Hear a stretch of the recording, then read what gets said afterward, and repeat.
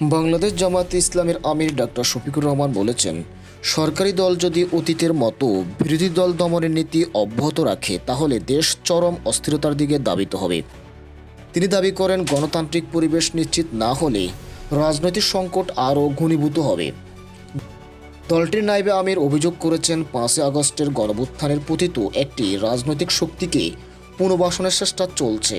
তার মতে 24-এর আন্দোলনের চেতনার সঙ্গে এটি সরাসরি বিশ্বাসঘাতকতার শামিল। নেতারা সতর্ক করে বলেন, জনগণের আকাঙ্ক্ষার বিরুদ্ধে কোনো সিদ্ধান্ত নিলে রাজপথেই তার জবাব দেওয়া হবে। দলটির নেতারা বলেন, জনগণের ভোটাধিকার ও রাজনৈতিক স্বাধীনতা নিশ্চিত না হলে বৃহত্তম আন্দোলনের কর্মসূচি ঘোষণা করা হবে। তারা সরকারকে সংলাপের মাধ্যমে সমাধানের আহ্বান জানিয়ে হুঁশিয়ারি দেন, একতরফা পদক্ষেপ নিলে পরিস্থিতির দায় সরকারকেই নিতে হবে। ইঞ্জিনিয়ারিং কারা করে? যার কাছে আল্লাহর কাছে জবাবদিহিতা হয় নাই। যদি ইঞ্জিনিয়ারিং করার সময়, সিল মারার সময়, জালপুট দেওয়ার সময় অথবা রেজাল্ট পরিবর্তনের সময় যদি মনে করতো ইন্না ইলাইনা ইয়াবাহুম ওয়া ইন্না আলাইনা হিসাবাহুম, আমাকে আল্লাহর কাছে জবাবদিহি করতে হবে।